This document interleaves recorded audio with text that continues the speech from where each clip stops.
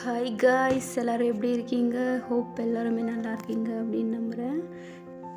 சாமிக்கு போட்ட பூ எல்லாமே அப்படியே எடுத்து வச்சுருந்தேன்.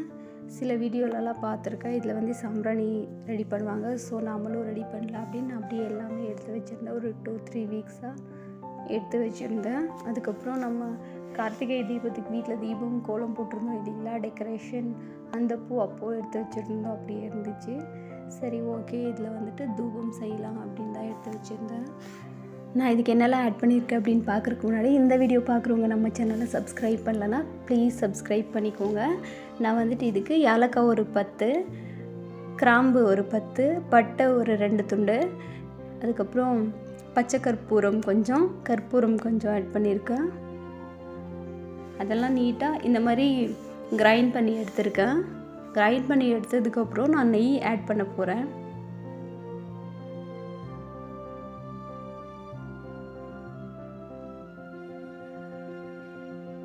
இந்த அளவுக்கு நெய் ஆட் பண்ணியிருக்கேன். அது ரொம்ப காஞ்சதுனால மாய்ஸ்சரைசர் இல்லாமல் இருக்கிறதுனால நான் ரோஸ் வாட்டர் ஆட் பண்ண போகிறேன். இது ஃபுல்லாக ஸ்ப்ரெட் ஆகிற மாதிரி கலந்து விட்டுட்ருக்கேன். அது ஃபுல்லாக ஸ்ப்ரெட் ஆனால் தான் அந்த ஸ்மெல் நல்லாயிருக்கும், ஸ்மெல் வரும்போது. அடுத்து நான் ரோஸ் வாட்டர் ஆட் பண்ணிகிட்ருக்கேன். நம்மளுக்கு எந்த அளவுக்கு அது கரெக்டாக இருக்குமோ அந்த அளவுக்கு ரோஸ் வாட்டர் ஆட் பண்ணிக்கலாம்.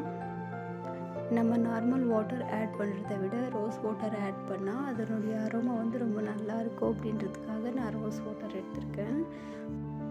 ரோஸ் வாட்டர் இல்லைன்னா நார்மல் வாட்டரே ஆட் பண்ணிக்கலாம். எனக்கு ரோஸ் வாட்டர் கொஞ்சம் அதிகமாகவே பிடிச்சிச்சு. ஸோ ஃப்ளவர்ஸ் ரொம்ப ட்ரை ஆனதுனால அதுக்கப்புறம் நான் ஒரு 3 மட்டும் கோன் ஷேப்புக்கு பிடிச்சேன்.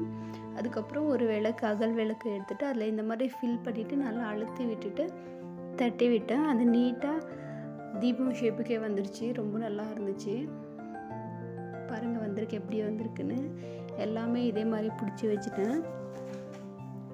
ஒரு 30+ சாம்பிராணி கிடச்சிருந்துச்சு. பாருங்கள், நீட்டாக தீபம் ஷேப்புக்கே இருந்துச்சு.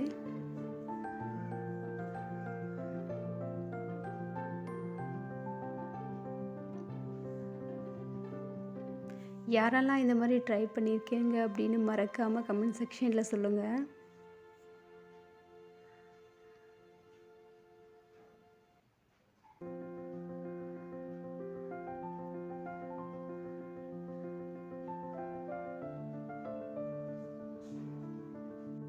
நான் செவ்வாய்க்கிழமை வெற்றிலை தீபம் போடுற வெற்றிலையும் இதுலேயே சேர்த்து ட்ரை பண்ணி வச்சுருக்கோம். ஸோ அது இன்னும் ஒரு ஹாப்பி. நம்ம கொண்டு போய் வெளியே இடத்துல அது விசாடுறதை விட இந்த மாதிரி நம்ம மறுபடியும் ரீயூஸ் பண்ணுறோம் அப்படின்னும் போது நம்மளுக்கு ஒரு சாட்டிஸ்ஃபைடாக இருக்கும்.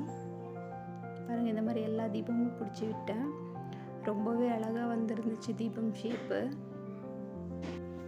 பாருங்கள், தீபம் எவ்வளோ அழகாக வந்திருக்குன்னு. நீட்டாக தீபம் ஷேப்புக்கே வந்திருக்கு.